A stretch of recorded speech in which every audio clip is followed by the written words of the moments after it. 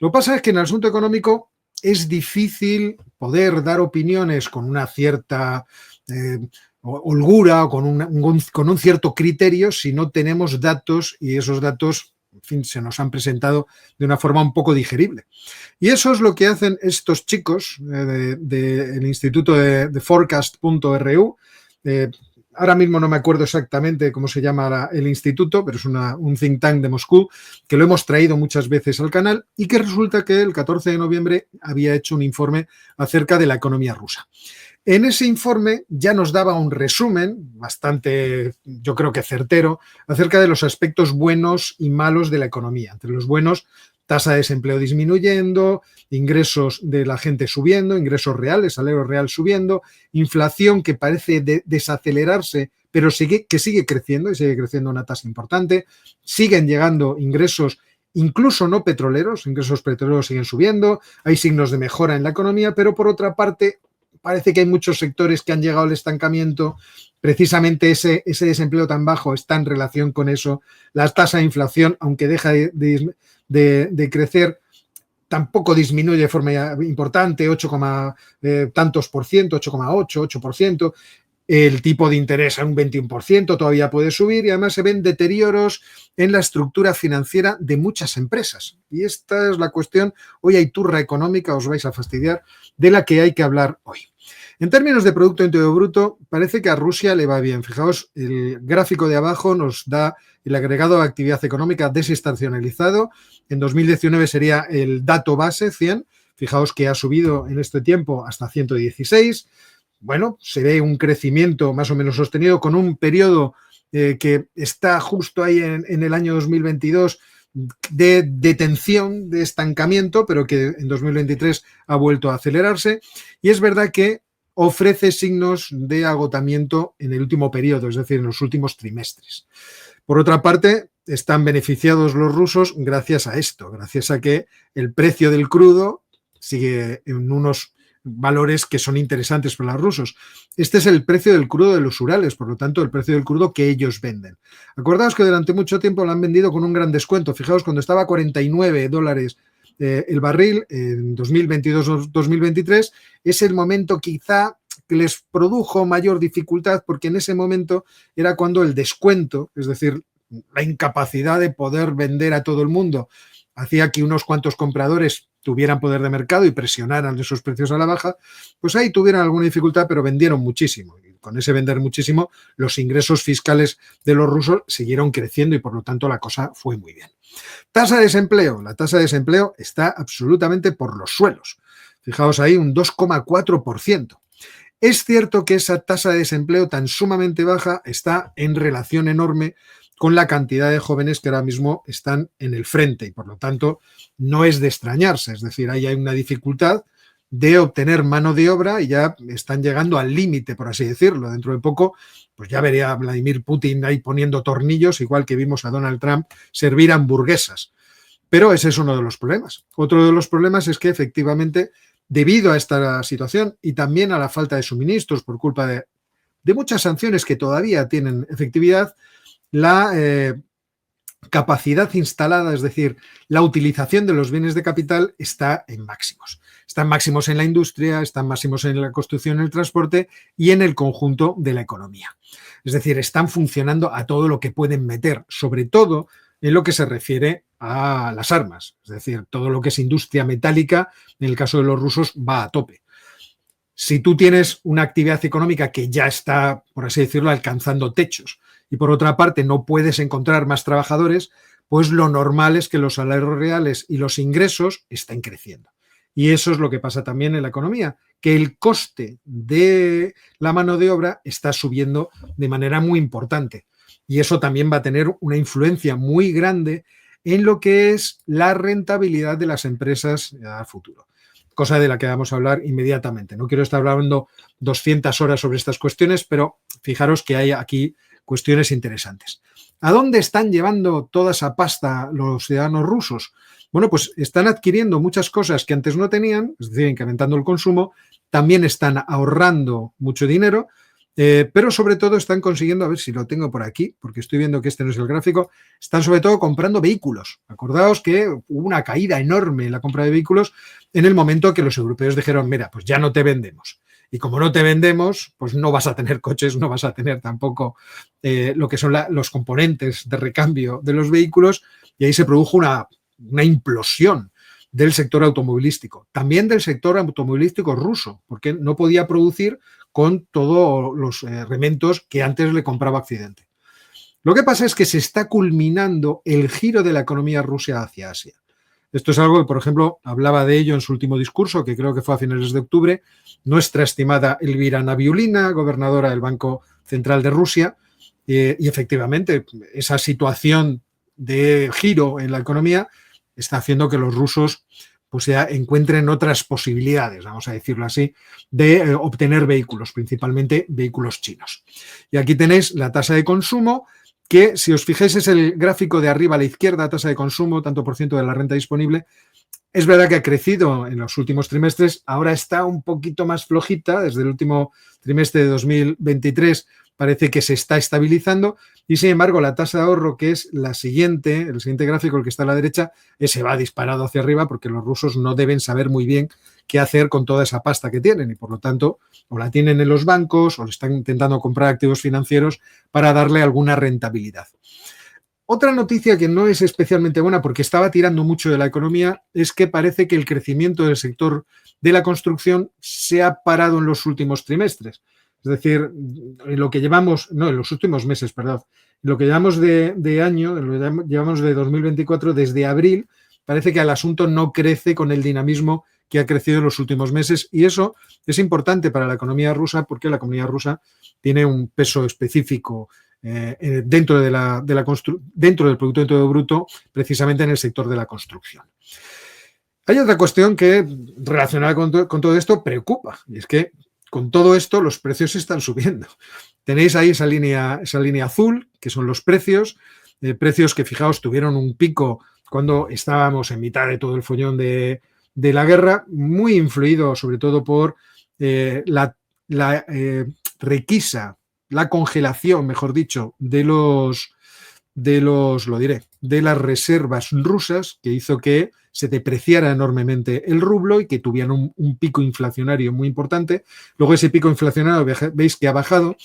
Las manchas moradas son el tipo de interés real, es decir, lo que obtenemos cuando restamos a los tipos de interés nominales o de mercado o al tipo de interés de referencia la evolución de la inflación. Entonces, fijaos que hubo un momento que ese tipo de interés fue negativo, pero inmediatamente ese tipo de interés se ha vuelto positivo porque los tipos de interés nominales, fijaos que están subiendo de forma disparatada para parar la inflación y todavía no la detienen. Este es uno de los problemas que tiene el Banco Central de Rusia. Tiene los tipos de interés al 21% y están pensando subirlos al 25%. Con lo cual están induciendo dentro de la economía un parón que hace peligrar la situación económica en el sentido de que puede arrastrar a la economía rusa hacia una recesión. Ya veremos si esto pasa o no pasa, pero lo que está muy claro es que esto se está transmitiendo a toda la economía. Aquí tenéis en rojo la tasa de préstamo, en la parte de la izquierda, perdón, en la parte de la izquierda tenemos en verde el rendimiento del capital y en rojo la tasa de préstamo, y capital circulante y capital fijo. A la izquierda capital circulante, a la derecha capital fijo, es decir, inversiones a corto plazo, inversiones a largo plazo, si queréis, vamos a plantearlo de esa manera por no meternos en muchos líos, pero lo interesante aquí es que la línea verde y la roja empiezan a converger. ¿Qué quiere decir eso? Eso quiere decir que el coste del capital, es decir, el coste de que yo le dé un préstamo a alguien, empieza a alcanzar a la rentabilidad de las inversiones que se pueden hacer, o bien en activos mobiliarios, acciones, obligaciones, todo tipo de activos financieros, o bien también en las inversiones empresariales, cuando quiero construir una fábrica o cualquier cosa del estilo. Es decir, en términos de la rentabilidad de las empresas, esto empieza a tener un problema, es que se corre peligro de que esa rentabilidad desaparezca, ¿de acuerdo? Porque el tipo de interés está subiendo demasiado rápido. Por lo tanto, financiarse para muchas empresas empieza a ser una gran dificultad. Como os digo, todo esto son datos rusos, son datos obtenidos de la contabilidad rusa, están digeridos por un think tank ruso, no por un think tank pro-europeo situado en Moscú, sino por un vaya mercenario de la OTAN. Hay que ver qué cosas hay que leer uno en los comentarios. Sino un think tank que es propiamente ruso y, por lo tanto, bueno, pues vamos a tomar a beneficio de inventario todos los datos. Recordad que yo tiendo a pensar que los datos rusos son adecuados porque mucha gente en una economía que está abierta como la rusa depende de la información que se publica por parte de las autoridades rusas. Entonces, jugar al escondite o al despiste con sus propios administrados puede tener, en fin, una cuestión, puede ser peligroso para las decisiones de inversión. Otra cuestión que es muy interesante es esto que veis aquí. A la izquierda tenéis relaciones de pagos de intereses respecto del EBITDA, es decir, de los ingresos antes de impuestos, intereses y de la depreciación. Fijaos cómo está subiendo muchísimo en los últimos meses. Y a la derecha lo que tenéis es el ratio entre las deudas de las empresas y el EBITDA. En este caso, fijaos, existen casos, lo estáis viendo, yo sé que se ve un poquito mal, pero si os fijáis mucho en las líneas de este gráfico de la derecha, ahí lo que tenéis es que, por ejemplo, todo lo que es ingeniería naval y aeronáutica tienen una relación deudas EBITDA que es 17 veces superior, la deuda respecto de estos ingresos antes de intereses, de impuestos y de la depreciación. Y esto es una desproporción muy grande en este tipo de empresas. Es verdad que en otras empresas una desproporción de 4 o 5 veces no es tan importante, como pasa, como lo veis ahí, en servicios, carpintería y cosas por el estilo, pero en estas empresas empieza a denotar una tensión dentro de las empresas, dentro de su estructura financiera, de lo que son sus deudas respecto de lo que son sus ganancias, que es muy relevante y que puede llevar a que, si las condiciones de crédito se endurecen más, pues empecemos a ver muchas quiebras de empresas dentro de Rusia. Por otra parte, la inversión está congelada, es el gráfico que tenéis a la izquierda, que lo veis ahí, completamente congelado. El suministro de materiales de construcción está afectando también a esa posibilidad de construir más, es decir, están tocando techo también respecto de la construcción, y todo eso está llevando a un crecimiento de los precios, en fin, lo que es la propia dinámica inflacionista bastante importante. Aquí tengo la curva de Phillips. Me ha parecido sorprendente que calculen la curva de Phillips. La curva de Phillips es una relación entre precios, entre la inflación y la tasa de desempleo. Fijaos que en el eje de ordenadas se está midiendo el índice de precios y en el de abscisas la tasa de desempleo. Y lo que va haciendo esta curva de Phillips es va representando la evolución de esa relación a lo largo del tiempo. Comienza abajo a la derecha. Yo creo que esto mejor me vais a permitir, a ver si puedo. Debo tener por aquí la presentación y mejor os la pongo compartiendo pantalla. Aquí la tenemos. Dejadme que la comparta y yo creo que así vais a verla mejor, porque podré mover el ratón por la presentación. Dejadme a ver que os quite aquí la traducción, porque claro, he tenido que ir traduciendo del ruso, que no creáis que es sencillo. Entonces, dejadme, no es esto lo que os quería poner. Nosotros estábamos viendo esto. Pues fijaos aquí, ahí con el ratón lo veis. Aquí comienza en 2018 el viaje de nuestra curva de Phillips. La curva de Phillips es una relación intertemporal que dice que lo normal es que cuanto más desempleo haya, menos inflación habrá, y cuanto menos desempleo haya, más inflación habrá. Por lo tanto, fijaos que aquí entre 2022 y 2020 se produjo una curva de Phillips como Dios manda, una relación inversa entre el desempleo y la inflación. Luego se produjo, en cuanto comienza la guerra, una situación de estanflación. A una misma situación de desempleo del 4%, los precios subieron disparatadamente. Luego se produjo una deflación y ahora estamos en que se ha creado una nueva curva de Phillips. ¿La veis ahí? Lo que pasa es que temen los rusos que estos dos últimos valores sean valores que vayan demostrando una nueva situación de esta inflación. Es decir, una situación para la que, para un mismo nivel de desempleo, la inflación vaya subiendo. Y ese es uno de los miedos que tienen. Si vos sumáis el índice de precios y sumáis la tasa de desempleo, entonces lo que vais a obtener es el índice de miseria. Ahí lo ha traducido de infortunio. La verdad es que me parece una traducción muy poética en ese sentido. La tasa de infortunio de la economía. Que bajó mucho y ahora ha vuelto a subir, es sencillamente sumar las dos cosas, la tasa de desempleo y la tasa de inflación, porque cuanto mayor desempleo, peor para la gente, y cuanto mayor inflación, peor para la gente.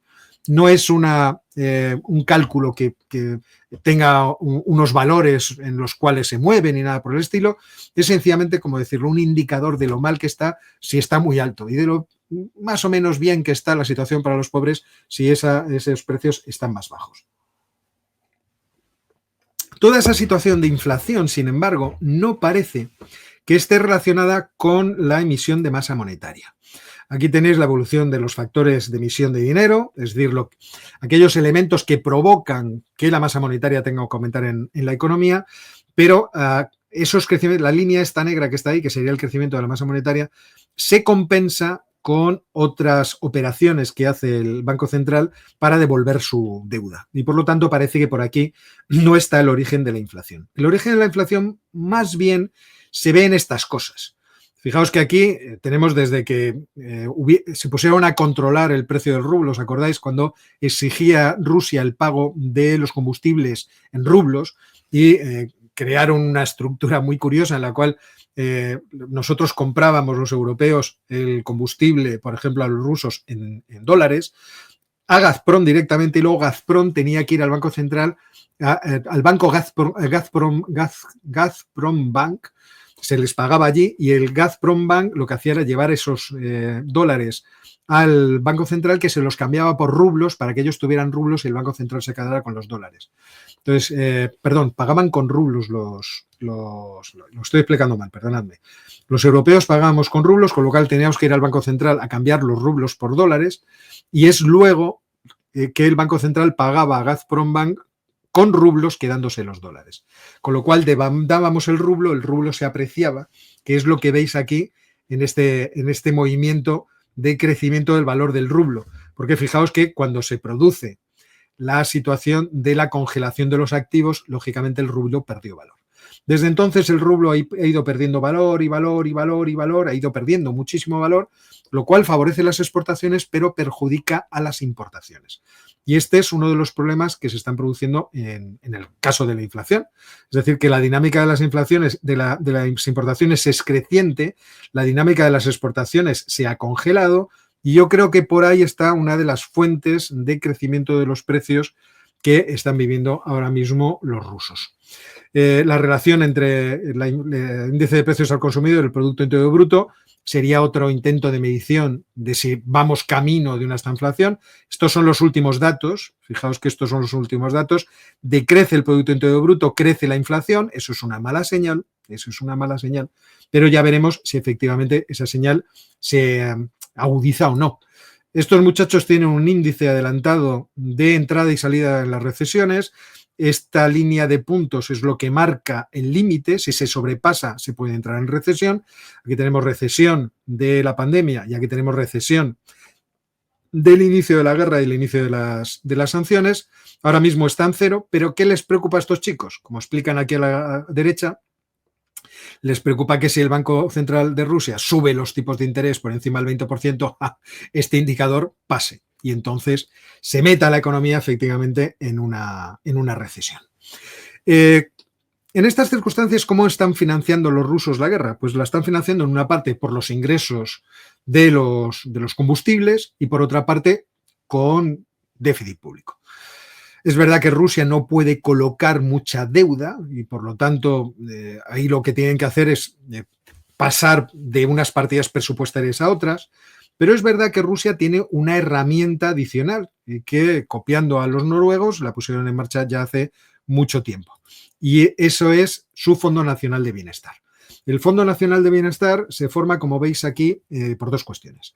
Por una parte tenéis la parte líquida, es decir, la parte que es fácilmente vendible o que está puesta en rublos o en divisas, y luego tenéis en morado la parte que no es líquida. La suma de las dos da esa línea de arriba, que es la cantidad de pasta que tienen, que asciende a casi 13 billones de rublos.